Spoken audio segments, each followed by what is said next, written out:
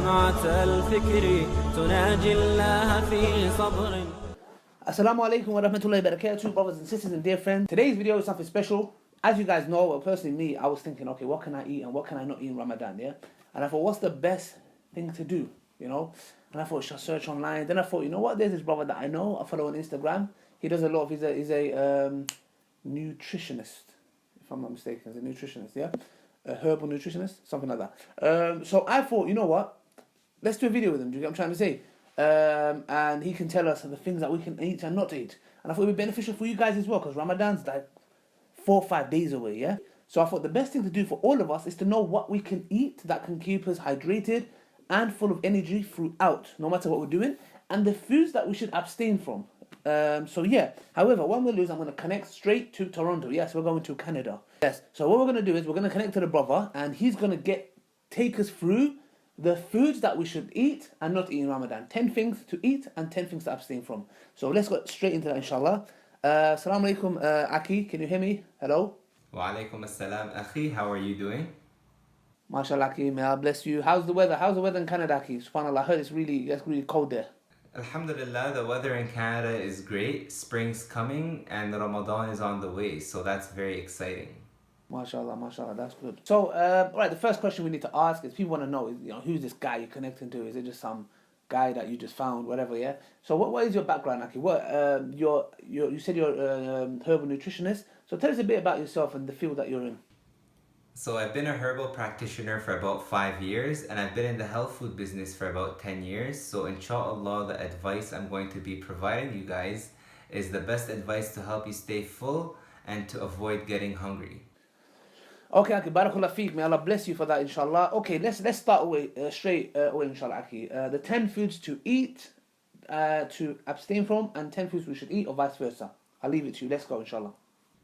I'll go over the top 10 foods that people should avoid to stop them from getting hungry. Number 1 is sugary pop, which is full of sugar and full of caffeine, and also will stop you from being hydrated throughout the day. Number 2 is store-bought juice, which is pasteurized, so they actually eliminate all the good nutrients and enzymes, and it's full of sugar as well, and will keep you dehydrated for sure. People should make their own juice at home. That would be the best to do.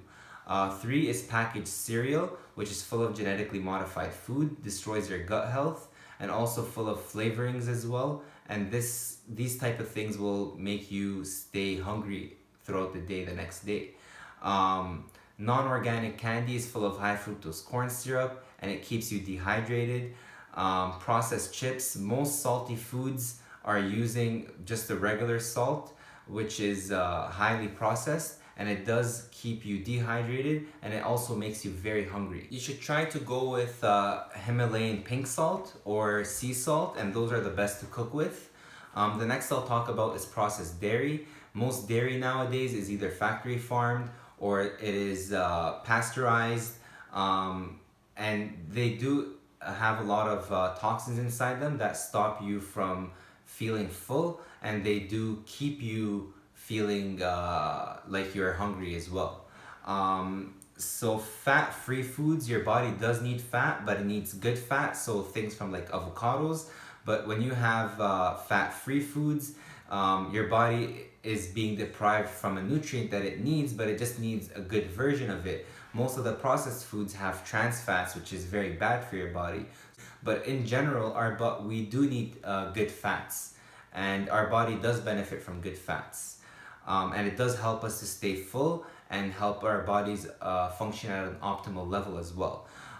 Refined grains as well. So most of these refined grains are genetically modified, and they do have toxins that induce our bodies to make it more hungry as well. So we should avoid artificial sweeteners because they have been shown to make you more hungry and to make you gain more weight. Not something that you want during Ramadan.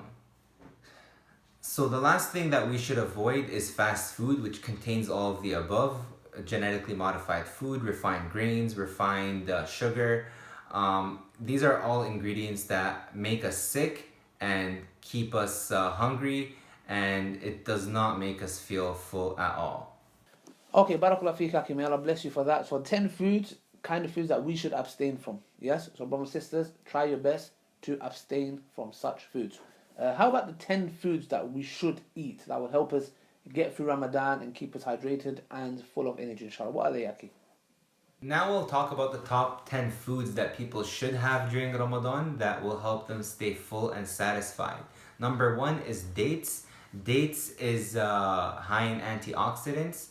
They will help you stay energized. They're also a lower glycemic food, so it won't negatively affect your blood sugar. Chia seeds is another one. Chia seeds is high in omega-3s. It's also high in fiber and in protein.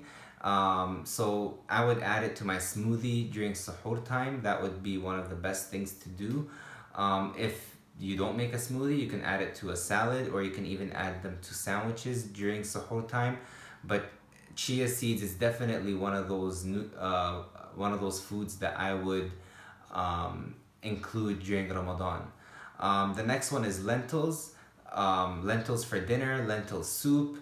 But lentils are high in fiber and they do help you stay full and satisfied.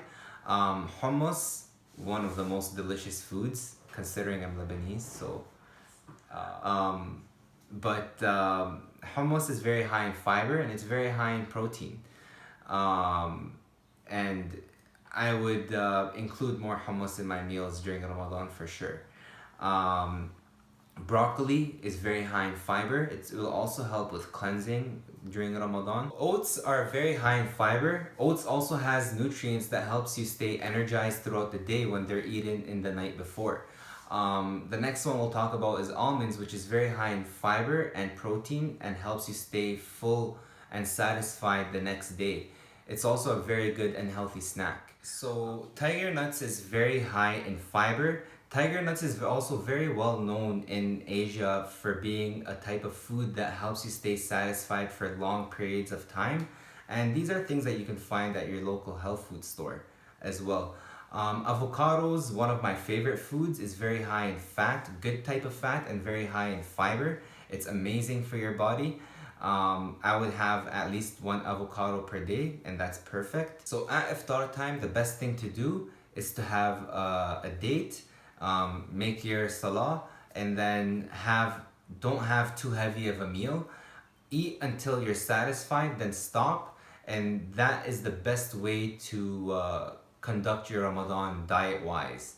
The most important thing is that we shouldn't overeat. We shouldn't gain weight during Ramadan.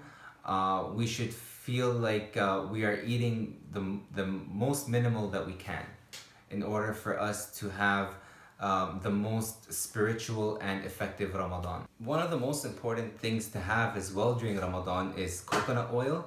Coconut oil will help you stay full, satisfied, but one of the most important properties in coconut oil is that it also keeps you energized throughout the day. So if you have it at suhoor time, it's actually perfect to keep your energy up during Ramadan, during the daytime.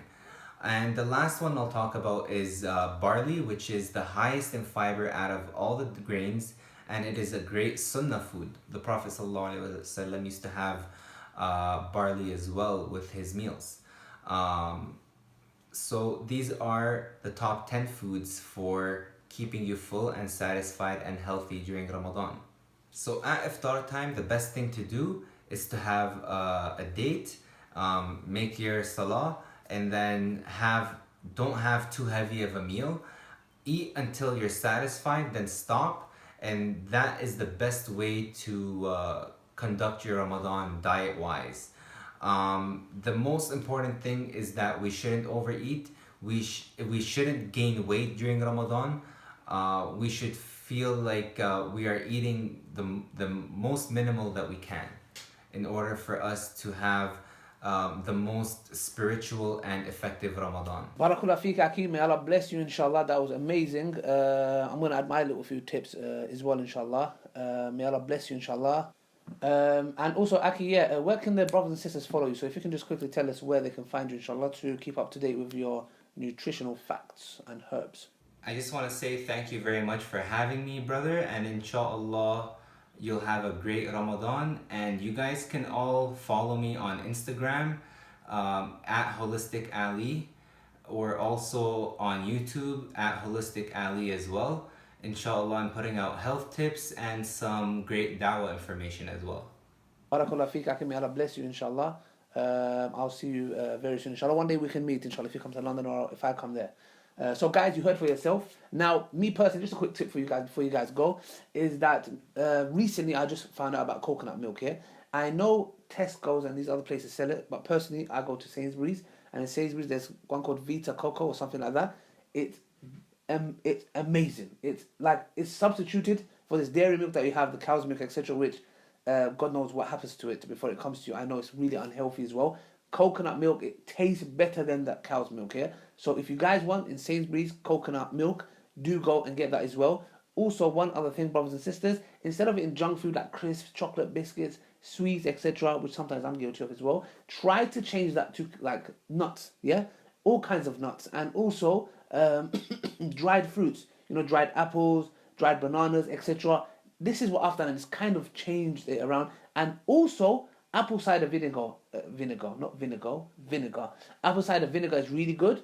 It's something that you can have after breakfast and before lunch. So basically what I do is I get a glass, half a glass of water, half a glass of fresh juice, squeezed from the machine, and 2 tablespoons of apple cider vinegar.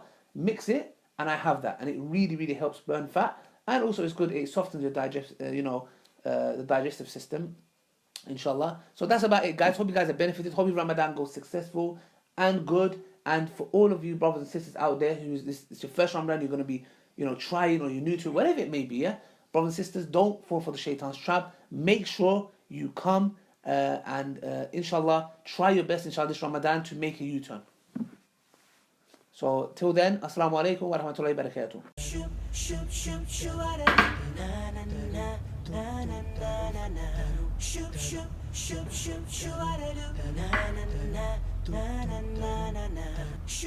Hey, give me one.